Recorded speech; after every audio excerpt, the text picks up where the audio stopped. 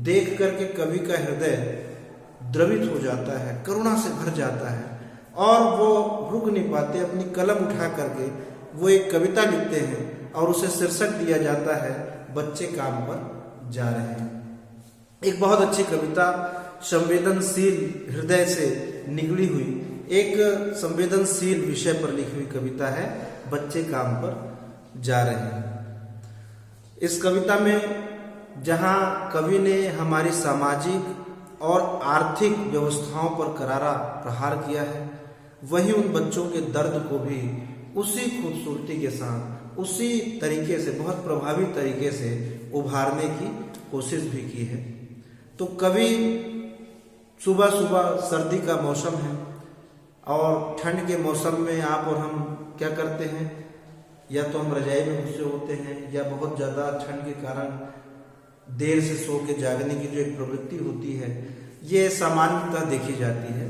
तो ऐसी, और सुबह सुबह कोहरे से ढकी हुई, बहुत ज़्यादा घना कोहरा छाया होता है, धुंध के कारण जो है सड़क साफ साफ दिखलाई नहीं पड़ती है, सूरज की रोशनी भी थोड़ी सी देर से पृथ्वी तक पहुंचती है, कड़ाके की ठंड होती है। ऐसे कड़ाके की ठंड में लेखक जो है देखता है कि कुछ बच्चे हाथों में टिफिन लिए, तो अपने एक टाइम का भोजन लिए हुए काम करने के लिए निकले। ये जो दृश्य देखता है कवि, तो ये दृश्य उसे भीतर तक झकझोर देता है, परेशान कर देता है। और उसे ही उन्होंने अपनी कविता में लिखा कि बच्चे काम पर जा रहे हैं। बच्चे, कोहरे से ढकी सड़क पर बच्चे काम पर जा रहे हैं सुबह सुबह।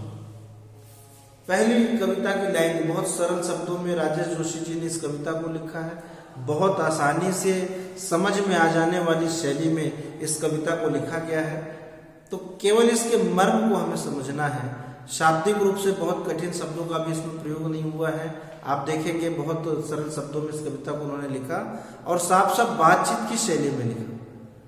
इसमें कुछ प्रश्न उन्होंने उठाए हैं, वो प्रश्न निश्चित तौर पर हमारे समाज के लिए एक चुनौती है इन प्रश्नों का उत्तर जानने की, कि आखिर ऐसे कौन से कारण हैं, हम कितना विकास कर रहे हैं। रोज हम सुनते हैं कि हम 21वीं सदी में जी रहे हैं, हमारा समाज इतना विकसित हो चुका है, हमने काफी विकास कर लिया है। तो विकास की इस अवधारणा में आखिर हम बच्चों को, हमारी इस पीढ़ी के छोटे छोटे बच्चों से अगर हम काम ले रहे हैं, बाल मजदूरी करवा रहे हैं, तो कैसा विकास। अगर वो बच्चे वंचित हैं जो कल का भविष्य है, तो फिर हम किस तरह से विकास किया है हमने, ये कह सकते हैं। ऐसी ही सामाजिक सरोकारों से जुड़ी हुई कविता है।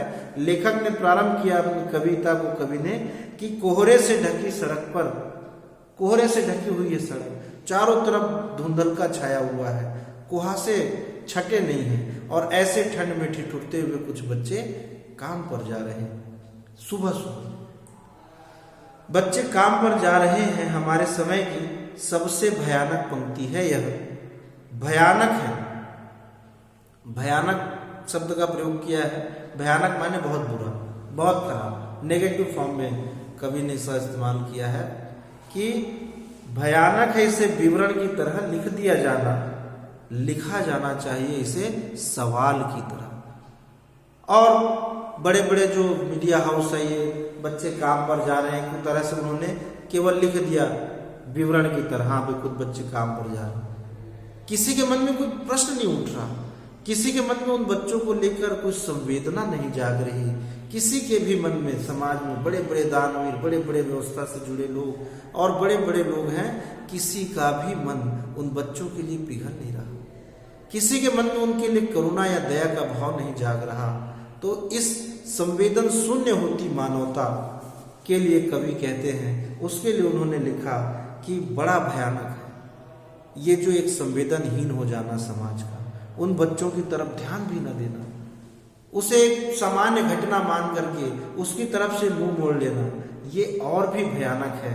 ये हृदयहीनता जो है ये समाज में और भी ज्यादा भयानक मानी जानी चाहिए, अर्थात बुरी मानी जानी चाहिए। ये एक और सबसे बड़ी बुराई है। आगे उन्होंने लिखा कि काम पर क्यों जा रहे हैं बच्चे, वास्तव में हर व्यक्ति के मन में ये प्रश्न उठना चाहिए, ये प्रश्न बनकर हमको चुभता क्यों नहीं कि आखिर ये छोटे छोटे बच्चे काम पर जाने के लिए मजबूर क्यों हैं। ये सवाल होना चाहिए और ये सवाल जो है हर व्यक्ति को, समाज के हर जागरूक व्यक्ति को चुभना चाहिए प्रश्न की तरह कि आखिर ये बच्चे काम पर क्यों जा रहे हैं, क्यों मजबूर हैं, क्यों आर्थिक रूप से आज भी इतने पिछड़े हुए हैं कि जिन बच्चों को विद्यालय में होना चाहिए उन्हें काम के लिए जाना पड़ रहा है।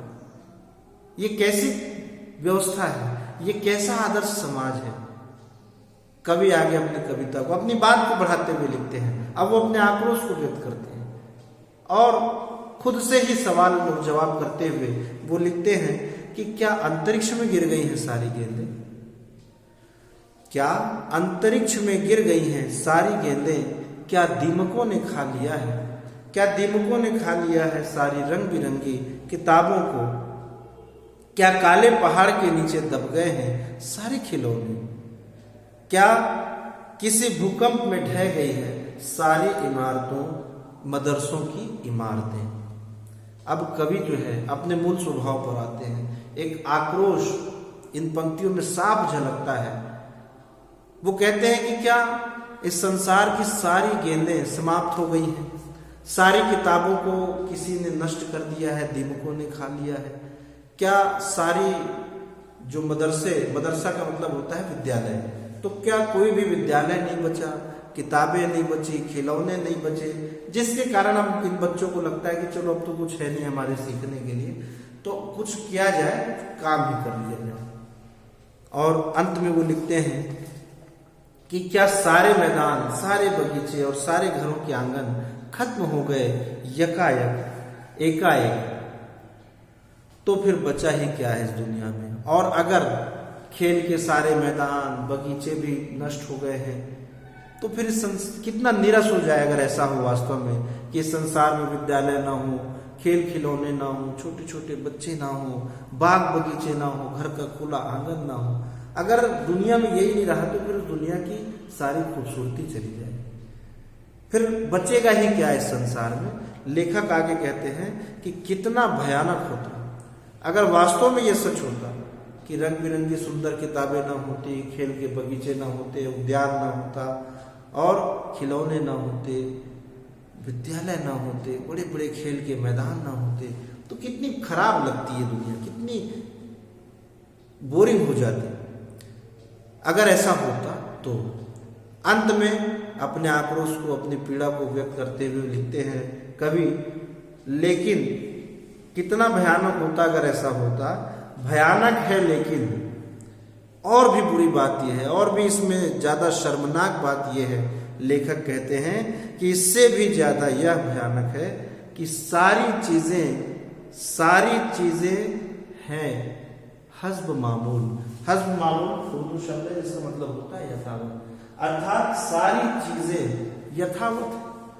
विद्यालय भी हैं और एक से एक विद्यालय है, हर साल अनेकों विद्यालय सरकार खोल भी रही है, बड़ी बड़े विद्यालय की आधारशिला भी रखी जा रही है, तो विद्यालय भी हैं, बाग बगीचे भी हैं, किताबें भी हैं, खेल के मैदान भी हैं, खिलौने भी हैं, रंग बिरंगी किताबें हैं, सारी चीजें यथावत हैं अपनी जगह पर दुनिया की हजारों सड़कों से गुजरते हुए बच्चे, बहुत छोटे छोटे बच्चे काम पर जा रहे हैं। अब लेखक अपनी पीड़ा को लिखते हुए कहता है कि सारी चीजें, संसार बड़ी तेजी से आगे बढ़ रहा है, बहुत विकास कर रहा है, लेकिन उसके बाद भी केवल हमारे देश का ही दृश्य नहीं है, केवल भारतवर्ष का ही नहीं है, बल्कि पूरी दुनिया में कहीं ना कहीं हम देखते हैं कि ऐसी तस्वीरें हमें मिल जाती है कि हर जगह बाल मजदूरी कराई जा रही है, छोटे बच्चों से उनकी मजबूरी का फायदा उठाकर काम करवाया जा रहा है। और अगर ये स्थिति है तो किसी भी तरह से हमारा समाज विकसित नहीं माना जा सकता। समाज की व्यवस्थाओं में कहीं ना कहीं कोई कमी है, इस कमी को दूर किया जाना चाहिए, ऐसा कवि इस कविता में कहना चाहते हैं। इस कविता की यही मूल भावना है, केंद्रीय भाव इस कविता का यही है, बाल मजदूरी पर चिंता व्यक्त की गई। और एक ध्यान आकृष्ट कराया गया है उन शोषित और वंचित बालकों के लिए जिनका बचपन छीना जा रहा है, जो शायद बड़े हो जाएंगे तो उनके लिए जीवन में और कुछ ना बचेगा। और कवि का स्पष्ट मानना है कि हर छोटे बच्चे को बुनियादी उसकी जो जरूरत है वो है शिक्षा। उसे शिक्षा मिलनी चाहिए, उसे अच्छा भोजन मिलना चाहिए। और हमारे जो समाज के स्वार्थी लोग हैं, कम पैसों में चूंकि ये मजदूरी करने के लिए तैयार हो जाते हैं, इसलिए बाल मजदूरी पर प्रतिबंध लगाने के लिए हमारे देश में कानून भी बना। लेकिन कानून अपनी जगह है और लोगों का स्वार्थ अपनी जगह है। तो बहुत अच्छी कविता हमने आज पढ़ी। आने वाले वीडियोस में, अगली क्लास में इस कविता के कुछ और भावों को हम समझेंगे, फिर प्रश्न को उत्तर करेंगे। Have a nice day.